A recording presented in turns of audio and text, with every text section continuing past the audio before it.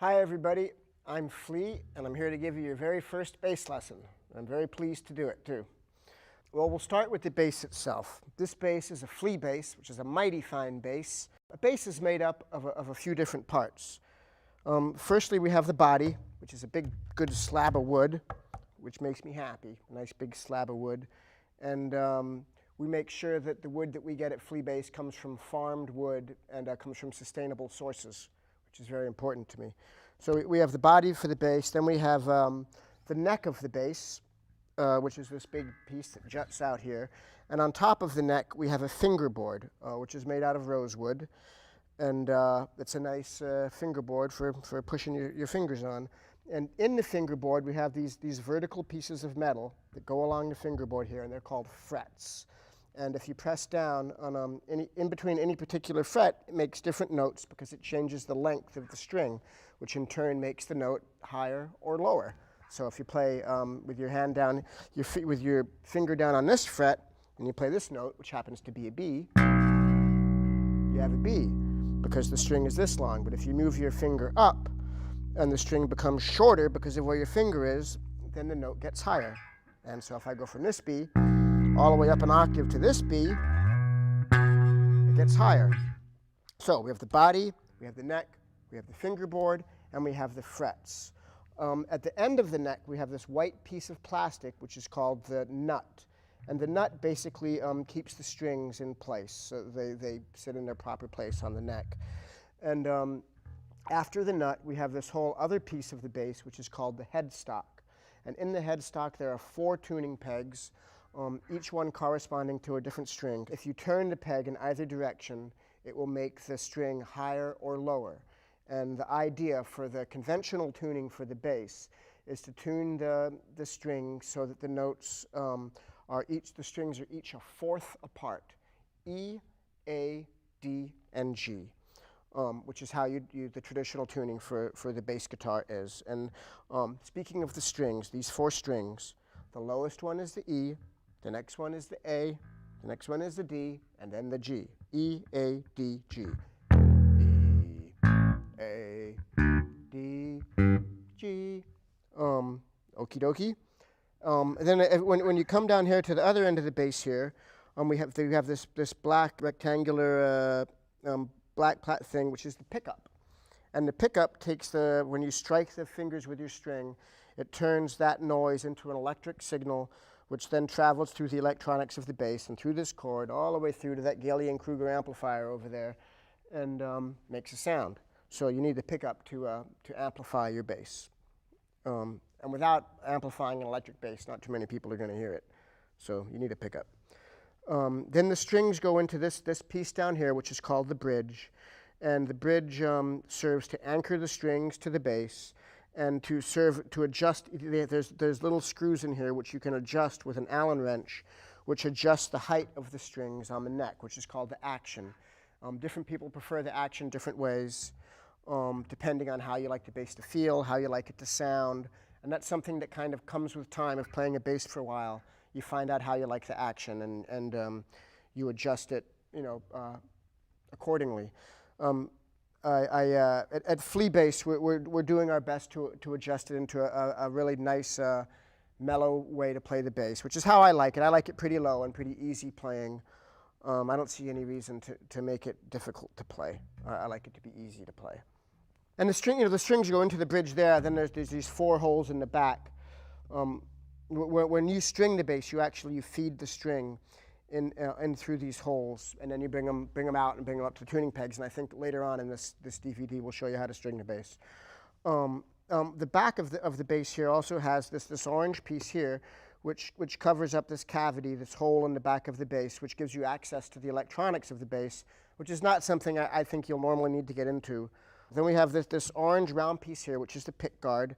The pick guard, through time, has served to protect the bass from any scratches when you play it with a pick. But personally, I'm not worried about scratches. I don't know about any of you out there, but for me, a little scratch, a little weathering gives the bass a little soul. So the pick guard mostly serves as an aesthetic piece. So we designed this Flea bass to make it look cool. I really like the way it looks. We have these two knobs here. One is the volume knob, and as you notice, if I play a note, it can get louder if I turn up the knob, or quieter if I turn down the knob. So this is the volume knob, and then we have here, this is a tone knob, which at its lowest point gives it the lowest end sound, and at its highest point gives the highest end sound. So it's something you fool with and find the sound that you like. If you see if I play this bass line here, with it all the way down, it'll be a very low, muddy sound, like if I play a reggae bass line.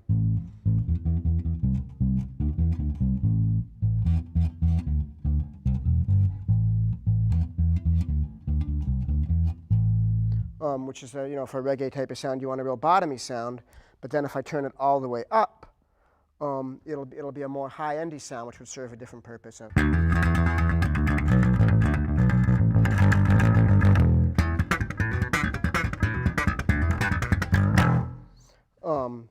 Depending on what you want. I use my tone knob at all different places, depending on the sound that I want to achieve. And then we have a hole here in the bass, which is your input for your chord, which has a jack on the end, which you stick in the hole to make the connection happen. On the Flea Bass, we have our input here on the body of the bass. So it's nice to have a chord that has a 90-degree angle like this, as opposed to one with the jack coming straight out of the end, because it's a little bit more troublesome. When you have it like this and you have a 90-degree jack like this, one that comes out this way, you put it in, there's very little, it's very streamlined, and I think it's a good look, and it stays in, doesn't break, solid, it's rocking, you're ready to go. Then we have this little piece here, which corresponds with this little piece here, which are the strap holders. These are the part that hold the strap on, and if I had a strap, I'd be holding it on. And that's about it. That's the Flea Bass, and just about all basses are made up of these parts to varying degrees, and that's the Flea Bass. It's a good bass.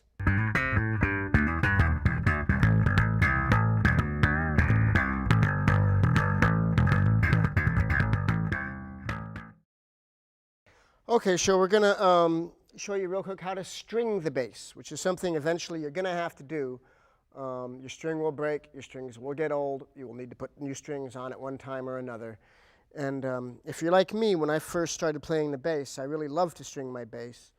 Before I ended up being a big rock star and having people string it for me, I really enjoyed putting on a fresh set of strings, and it's a good feeling thing. And some guys, they really like their strings to be very, very old. The older they get kind of a really warm, dead, thudding kind of sound, which is a beautiful sound. And then some people like them really fresh, so they're really snappy and twangy all the time. Once again, this is a matter of personal preference. I like both for different things, depending on what I'm playing. But in any case, I took off the E string so I can put it back on and show you. Here's the E string. On one end, it has this little knob, which ends up down here at the bridge, and the other end, the string just stops, and it has this red cloth stuff on it. And that ends up down here in the tuning peg. So what we do is, here's the E string missing right here. Behind here is the corresponding hole on the bass, which is right here. You take this end of the string, you stick it in the hole, just whack that baby in there, pop that baby in there, feed it through. It goes in. Then take the string out. You see it's come all the way through. Make sure it's all the way through.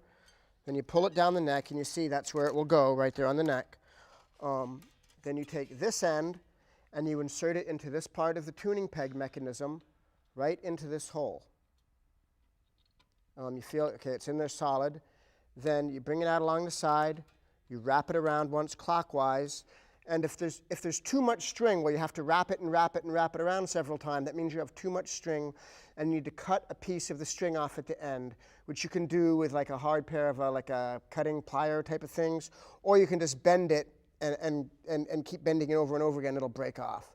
But anyways, you put it on there, you wrap it around clockwise, always clockwise, and then you turn the peg counterclockwise to tighten it. So you got it in there, you tighten it up. And as you tighten it, then you just kind of lay the string down in the nut where it's to its corresponding place on the nut there, so it'll sit on the neck the right way.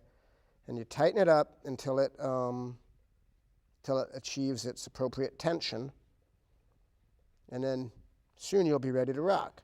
But once you put the string on there, you're going to have to tune it. Since you just put it on, it is not automatically in tune. You have to make it be in tune. There's different ways to tune. The easiest way in the beginning is to buy yourself a little electric tuner, even though I never had one when I was a kid. But that's the easiest way, because you just plug it into the tuner and it tells you, it tunes it for you, basically. But what I'm going to do, or you can tune it to a piano or any other instrument or a record or anything that you know has the right pitch that you want to tune to.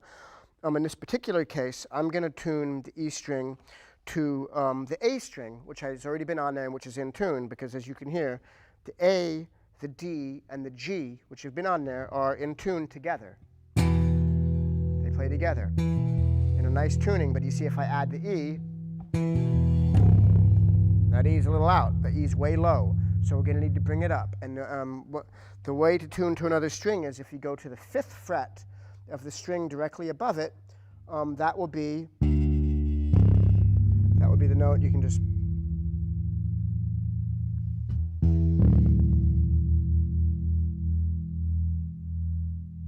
and you play the harmonic, and you hear that. Hear it going. Wow, wow, wow, wow, wow, wow, wow, wow, wow, wow, wow, wow. And just tune to that till that wow, wow stops and it balances out. And when it's going wow, wow, wow, wow, it's because the two frequencies aren't together, so they're clashing and they're going wow, wow, wow, wow, wow, and because they're dissonant. And as I tune it up, that up and down wave thing evens out, it becomes level, and we go from dissonance to consonance, and we're in tune. So I tuned it to the E string to the other strings that were on there, which were already in tune, but you can tune to any pitch that's in tune, and you will have that same wow, wow, wow, wow, wow sound when you get close, and then you just tune it until the fluctuations disappear and it becomes even, and you get it in tune. But you know, tuning, it takes a little while to learn how to do it. It's not something you're going to do right off the bat, but you got to figure it out. You learn how to do it. A tuner is the easiest way, but to be honest, I recommend not using a tuner and learning how to do it by your ear, because even though it might be difficult at first and it will take you some time to learn how to do it, if you learn how to tune by ear, you'll always be able to tune your bass quickly. It'll make you hear music that much better, understand music that much better, and just be a much better bass player. So a tuner is easier. I recommend not using a tuner.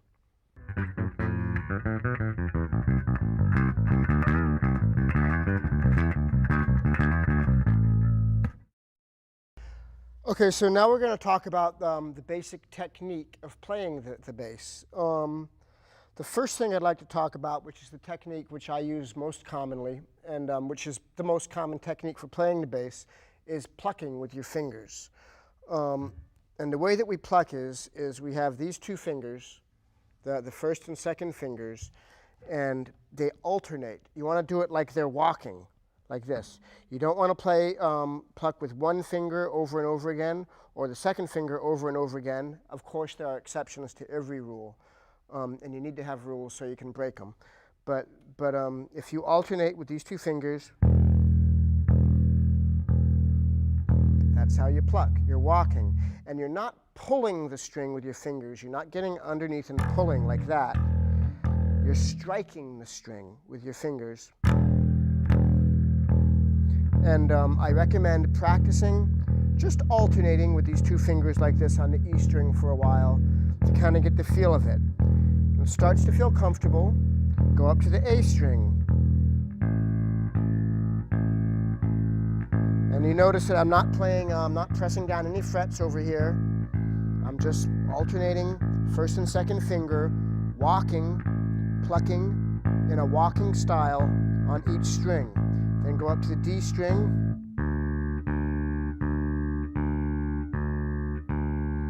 Up to the G string. And then back down to the E string. And just do this for a while and start to get the feel of it. You know, the bass is like anything else.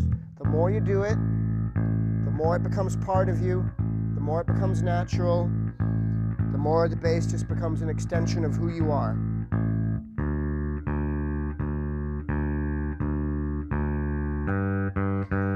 as you do that, you can kind of make up exercises for yourself, like twice on each string.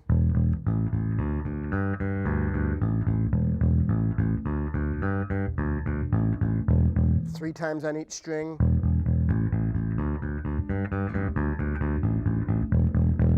And that's how you do it, but you always want to keep alternating the fingers until, after a while you start to get fast, and just to, you can.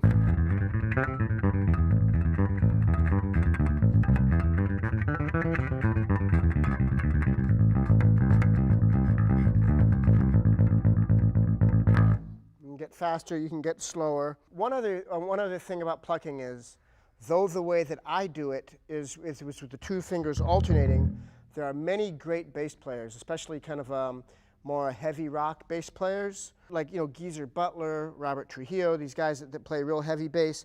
They don't just use these two fingers, they often use the third finger, and in some cases even the pinky. But so instead of like going like alternating, sometimes there's a galloping technique. Well, they will use the third finger as well and go.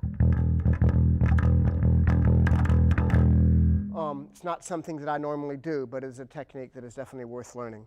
The main thing is to get comfortable with walking and with alternating your fingers and with not pulling up on the string, but striking the string. There you go. That's plucking the bass. And that's what plucking is. Next thing I'd like to talk about is slapping. Which is a style that I think was originated by Larry Graham of Sly and the Family Stone, but I'm not really sure who started it. He's famous for it. He's the first guy that's famous for it on the electric bass anyways.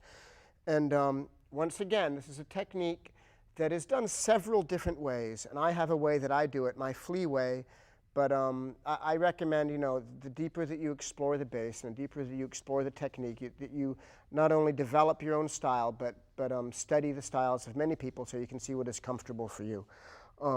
But the basic technique is you strike a low string with your thumb, with the bone that's in the middle of your thumb right here, and say if I'm striking the E string with my thumb, you go. You don't go like this. You strike it. It's like you just pop it. You don't lay your thumb down on it like this. It just will stop. And you don't try to go like that or strike it in any which way from any side. You just pop down like that. Just a quick little pop. And so you start first get comfortable doing that.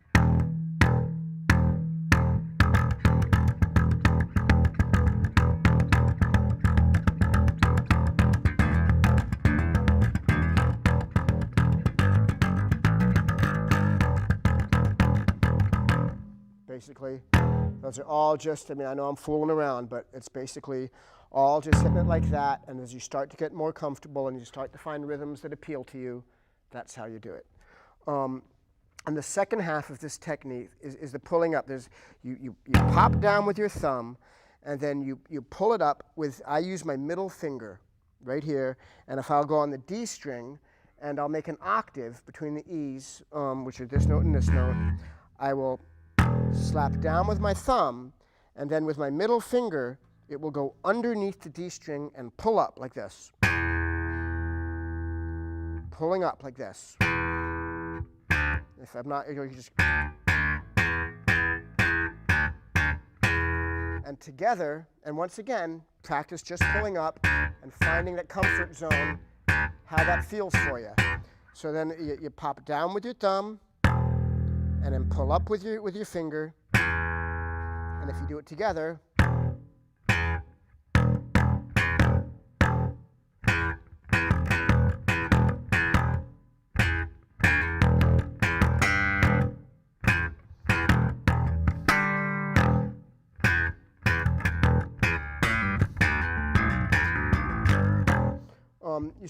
you start to learn how to do it. You start inventing exercises for yourself and bass lines that you like, as your knowledge of the bass and your knowledge of the harmonics and the theory of music increases. You'd find different ways to do it. But a technique that I have always used, and the way that I learned how to slap the bass, is I started making an octave like this, and I started playing a rhythm that goes like this. I go.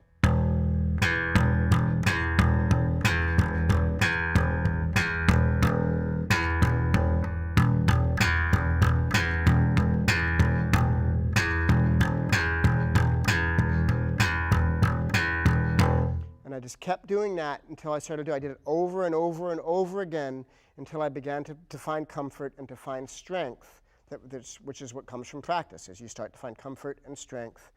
And that's what you need to be a good musician. So, and eventually you get faster and faster, and you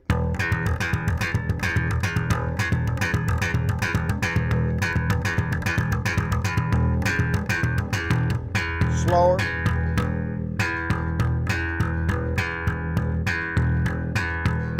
And the exercise that I do, and what I still use to warm up every time before I play a show, is I start doing octaves like that, and I start to move the octaves up and down the neck, playing octaves here with my left hand, which is something that you're going to learn as you study the bass. And I go.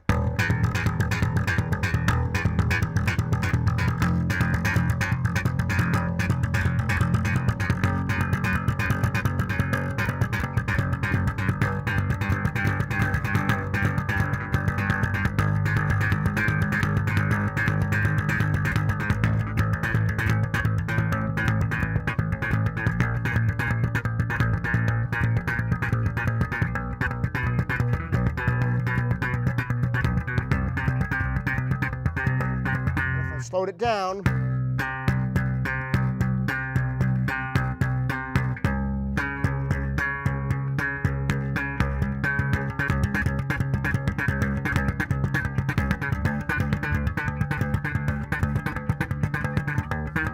I keep going.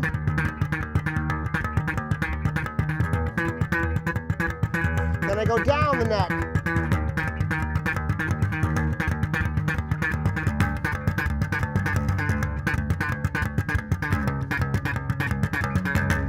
And that's how I develop my particular slapping technique, which, I do it my own way. I have my own way. I'm not saying it's the only way, but that's how I do it. And that is the exercise that I developed for myself, which is kind of the building block of the style that I developed, is my Flea way of doing it.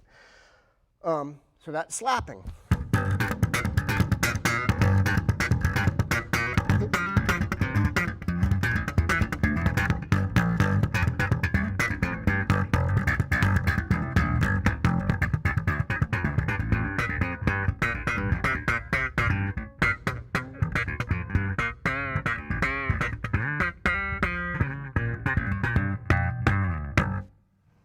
The next technique that I want to talk about is picking, which is when you play with a pick. And I don't actually have a pick with me here today because I just don't have one. But I do have a quarter. And it's been brought to my attention that Chris Squire uses a quarter, and he's a good bass player. So basically, you play with a pick. Same thing. You have downstrokes, where you're holding the pick or the quarter or whatever it is you use, and I'm just going down. I'm hitting it down. You go down, then you have upstrokes, and you have downstrokes and upstrokes together, and that's playing with a pick.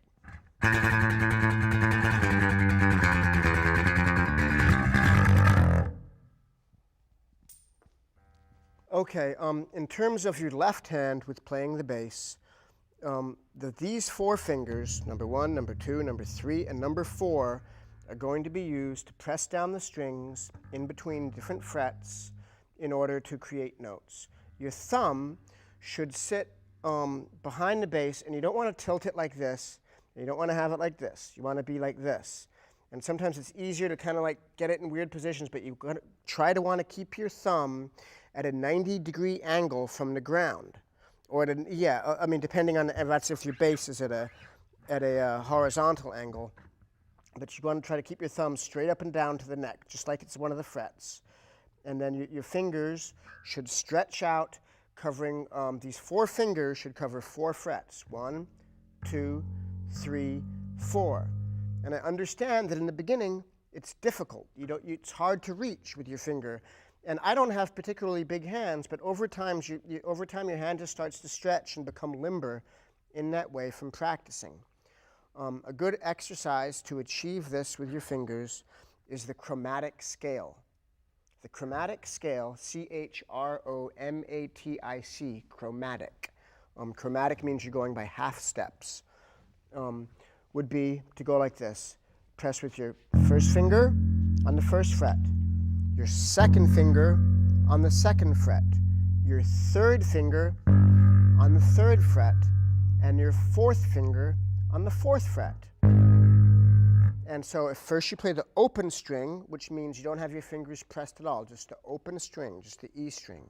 And then you play your first finger on the first fret, second finger on the second fret, third finger on the third fret, fourth finger on the fourth fret, and there you go. And you can go back down. Fourth finger, third finger, second finger, first finger. So all together it's like this. Open, first, second, third, fourth, third, second, first, open. And just practice that for a while.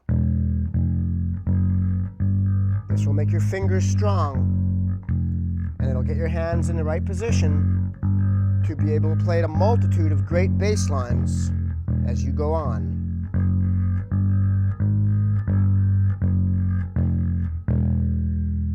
Next, go up to the A string and do the same thing on the A string. Open, first finger, second finger, third finger, fourth finger, third finger, second finger, first finger, open.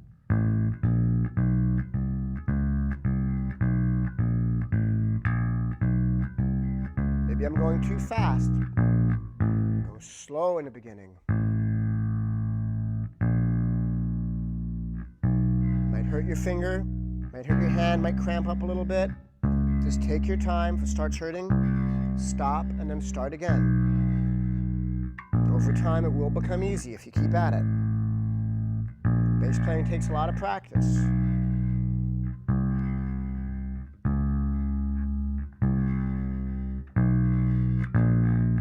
Then go up and do it on the D string.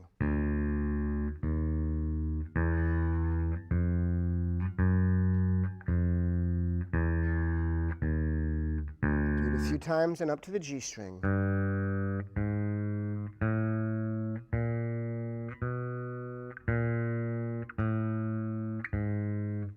Be sure to be patient and take your time when you're doing these exercises. Do them slowly. Try to get a good sound. You don't want to get a buzzing, weird sound. Try to get a nice, whole, full tone and take pride in your sound. It's very important.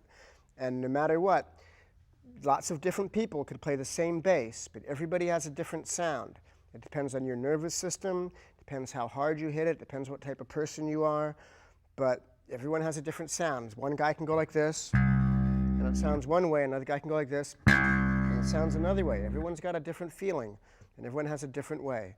So you want to concentrate on your sound, get a full sound, and work that chromatic scale to make your left hand strong.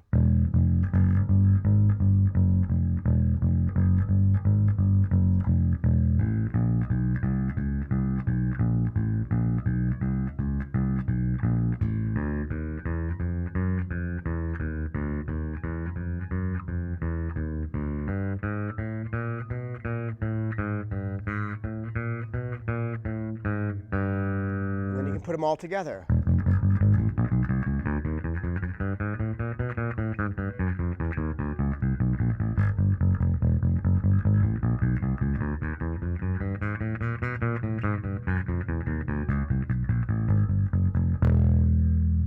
The chromatic scale is a great way to exercise. Use all your fingers and get strong. And over time, you'll move the position of your hand. So if we call this first position, because your first finger is on the first fret, then if you went up to here, to the fourth fret, you could call that the fourth position, because your first finger would be on the fourth fret, and you would do the same thing over here. Okay, so, but we're going to start off for this lesson staying in the first position and doing like we just did. Open, first, second, third, fourth, third, second, first, open, and keeping your thumb in the same position, not sliding your thumb around, But you keep your thumb in that first position, keep your hand in that position, and it's difficult to stretch at first, but over time it will become easier, and you will begin to rock.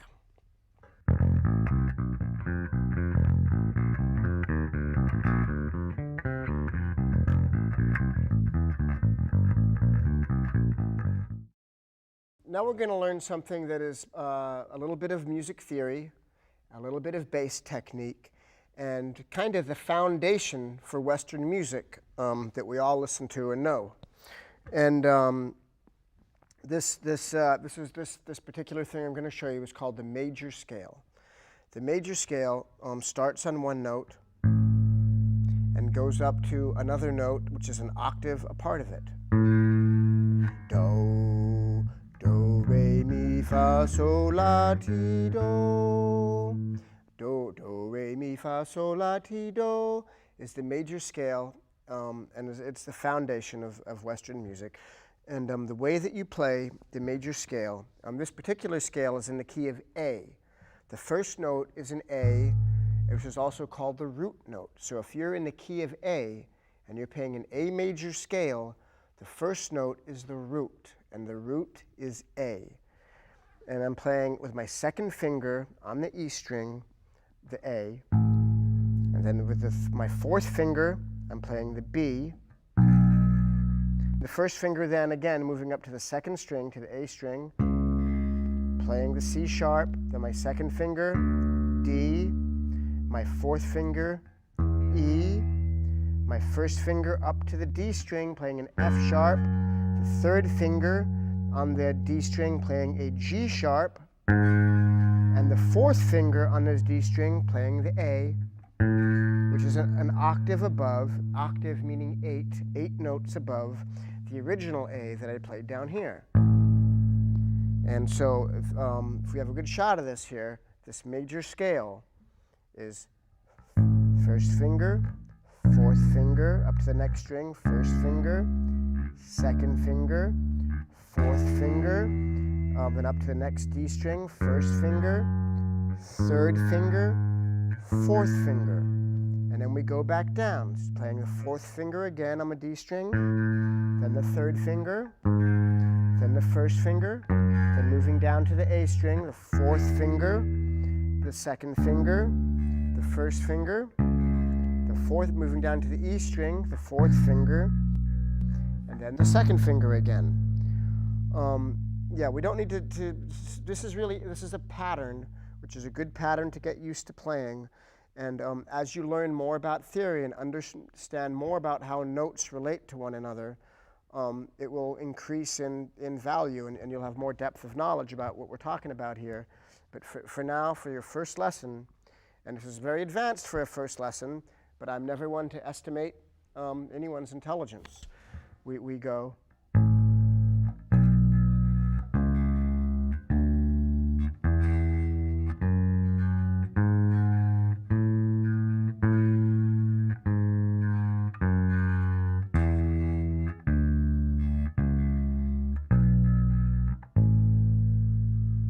Okay?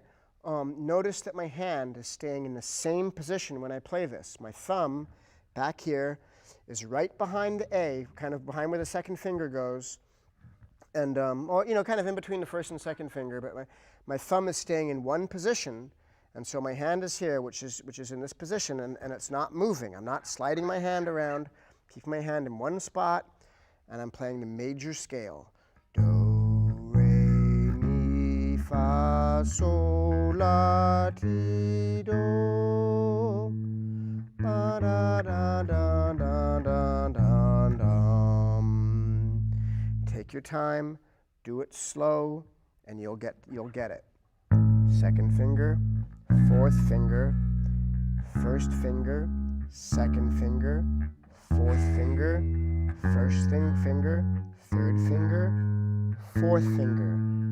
Then starting at the top and going down again. Fourth finger, third finger, first finger, fourth finger, second finger, first finger, fourth finger, second finger.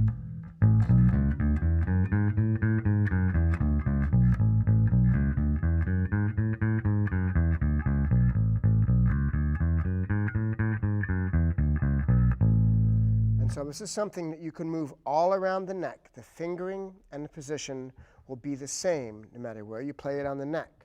If I play it here on the A like we've been doing, we know what it is.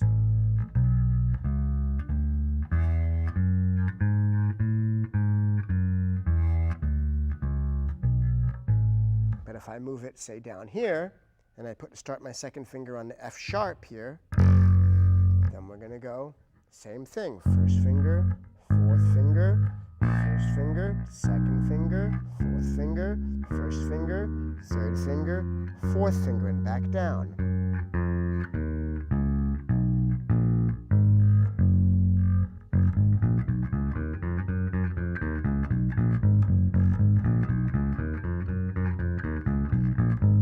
Doesn't matter where you play it on the neck, as long as your hand is in the position, the note that you start on will be the root note of the scale that you're playing, and it will be do, re, mi, fa, sol, la, ti, do, ba, da, da, da, da, da, da, da. You can do it all the way up here.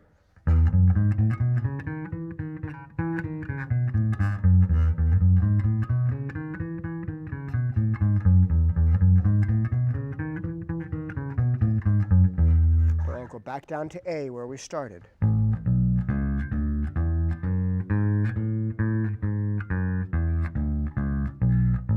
Another way to think of the major scale, and this is something that can be very helpful, is if you attach numbers to the notes. The 8 notes that we're playing in the scale, which are actually 7 notes because the top note is repeating the first note again. But if you go 1, 2, 3, 4, 5, 6, 7, 8, 8, 7, 6, 5, 4, 3, 2, 1. Then you can begin to think of the notes and how they relate to one another, say between one of the most common and consonant notes that you can put together. If you're in the key of A and you want to make a bass line, and you know that you're playing in the key of A major, you know that you have this major scale to work with. 1, 2, 3, 4, 5, 6, 7, 8, 8, 7, 6, 5, 4, 3, 2, 1. And if you play, say you want to make up a bass line, you could go between 1 and 5. And you can go.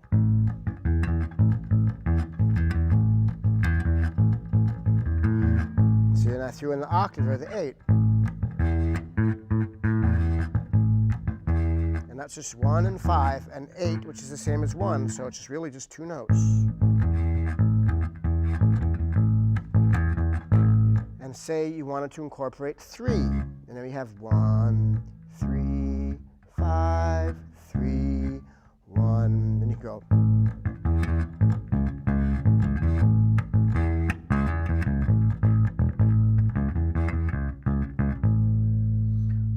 But just so you know, when you think about all these notes in terms of numbers, then no matter where you are, you can relate those same intervals between the numbers to any key that you are anywhere on the neck.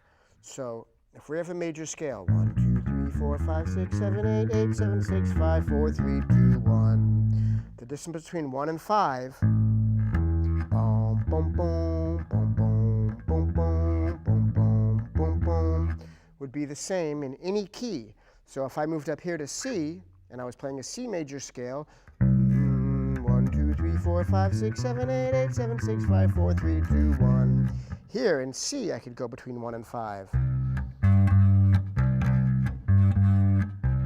And that would be the same as if I were in A, and the distance between 1 and 5 would be the same as the distance between 1 and 5 in a different key. And if you say, like if you're playing in this major key and you have this major scale, which you should practice over and over again,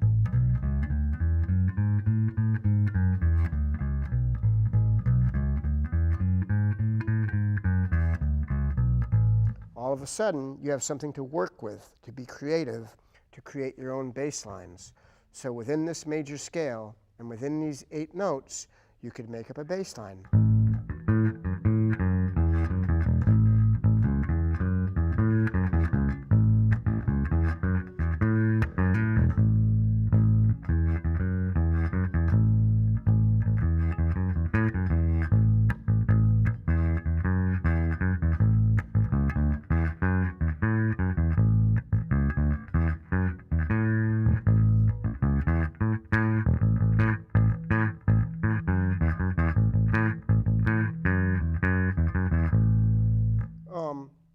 I know those are kind of corny bass lines, but I'm just trying to be very simple about it and incorporate these the notes that are in the major scale. I mean, there's a million different ways you could do it, but these are all, I mean, like for instance, if I were just to play in the key of A major and only use the notes that are in that scale, there's a million different bass lines I could make. There's a million different options. The potential for creativity and what you can do is limitless. Now, for instance, if I were to take a major scale in the key of E, which will be starting down here on the E string, and the fingering is a little bit different because I'll be using an open string, but it's the same thing. Do, re, mi, fa, sol, la, ti, do, ba, da, da, da, da, da, da, da. 1, 2, 3, 4, 5, 6, 7, 8. I could play the bass line for Under the Bridge, which is a Red Hot Chili Peppers song, which falls strictly within a major scale, which is just.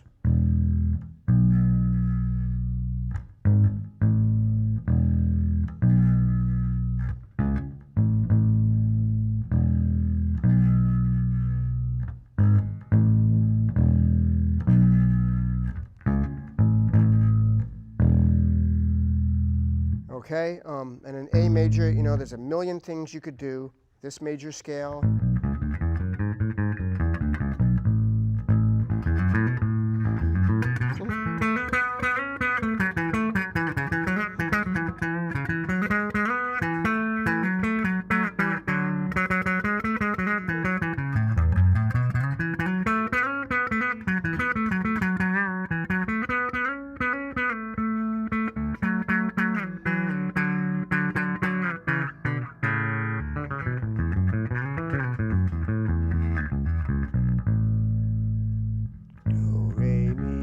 Sol, la, ti, do. 1, 2, 3, 4, 5, 6, 7, 8. 1, 8, 1, 8. 1, 5, 1, 5. 1, 3, 1, 3, 1, 3, 1, 3, 1. 1, 2, 3, 4, 5, 6, 7, 8. Major scale. Learn your major scale.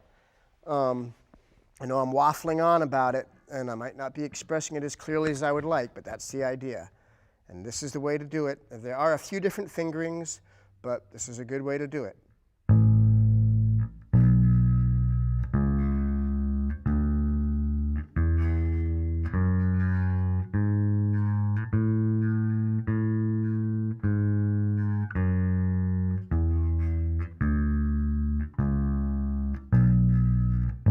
It would be very helpful and very good for any bass student to learn how to play major scales, as I just played it, all up and down the neck, over and over again.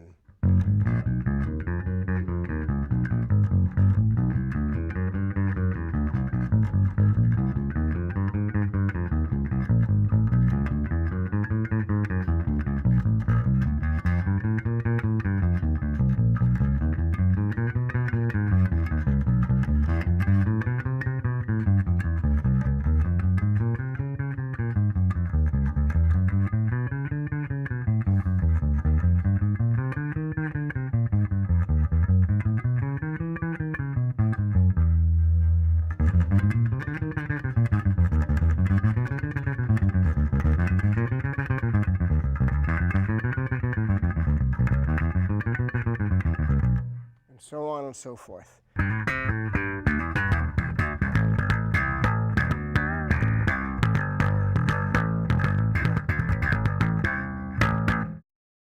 The bass guitar is usually the lowest instrument in any band. It provides the bottom for the band. It's the warm sound, it's the bed that everybody else sleeps on.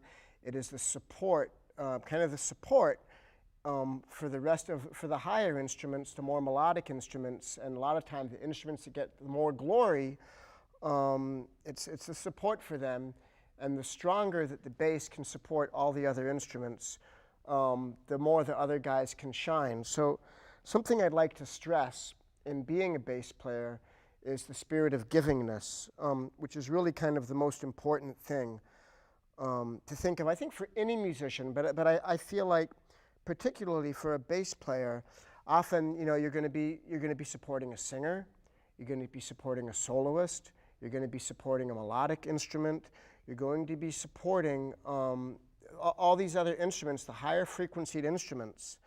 And so your job, as well as like, having good time, your time being solid, having a good feeling for rhythm, which comes from practice and which comes from paying attention and studying music, is listening to what the soloists are doing. So what the soloists or the melodic instruments or the more featured instruments are doing. So the more that you can listen to what's going on with the other instruments and not just stay focused in your own world and just playing your part over and over again, which often, the bass part might be a simple part, but when you're listening to the other people that are playing and you're playing your part, as simple or as complicated as it may be, the fact that you are listening and the fact that you are doing subtle nuances with your playing to complement the higher instruments, the better bass player you will be.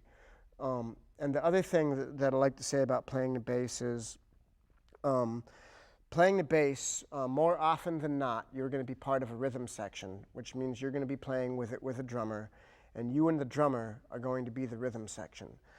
And listening to the drummer is the number one most important thing you can do as a bass player. When the drummer hits his bass drum, you want to hit your bass note in the center of that bass drum hit. And that's something that I've always strived to do, is to be inside the middle of the drum hits. And each note that you hit, if you can manage to, if you hit, when a snare drum on a drum set goes pop, in that pop, there are two P's and an O, the P, P. And if you can be playing in that O, where you strike it, where you're right in the middle of that note, to me that's the ideal, and that's what I always strive for. You want to make everyone else sound good as a bass player. You want to make the drummer sound like he's the best drummer in the world, and you want to make everyone else in the band, make them shine. It's like on a basketball team, the point guard, a good one, makes all the other players around him good. And I feel like as a bass player, you're kind of the point guard in a band. In a traditional rock band setup we're talking about, but in any traditional band setup, as a bass player, you're laying the foundation, you're making the bed, you are giving the ground for everyone else to dance upon, and you have to make it solid, your rhythm has to be good, and you have to be listening and paying attention to what everyone else is doing and doing the best job that you can to create the atmosphere for everyone else to be beautiful.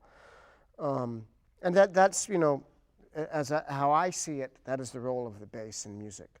Of course, there are, many exceptions, and myself, being a total ham and a ball hog, I often, take the lead and solo and make a spectacle of myself.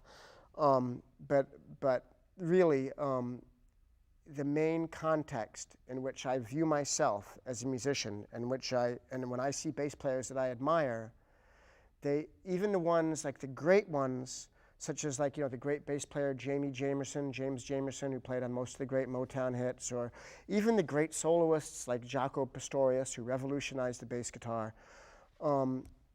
They're always, even when they're just playing regular bass lines, they're doing subtle things that make them great. And the reason that the subtle things that they do make them great is because they're not doing them for the purpose of showing off or for being fancy or for doing it. They're doing it because they're reacting to the things that are happening around them. And that's why, to be a great musician, any type of musician, listening to everyone else is the most important thing that you can ever do. And as a bass player, it is just crucial. And the more that you play, the more that these things start to become automatic. You start to internalize them, and you start to react without even consciously thinking about it, like thinking, oh, the guy just went whittle-a-whip, so I'm going to go whittle-a-whip. It's just a matter of listening and paying attention, and after a while, you become one with the music, and the music becomes you, and it becomes like breathing, and that's what it's supposed to be. My only other advice as a bass player is to be yourself, to love what you love. Don't worry about what anyone else tells you to like or what's cool to like or anything, but to embrace who you are. Every single person and every bass player has their own bass line inside of them. everyone, and it's a unique bass line, and to play, and to practice, and to play, and to study in service of finding the uniqueness that is inside of you so you can express it as a bass player. And that's my advice about the bass guitar.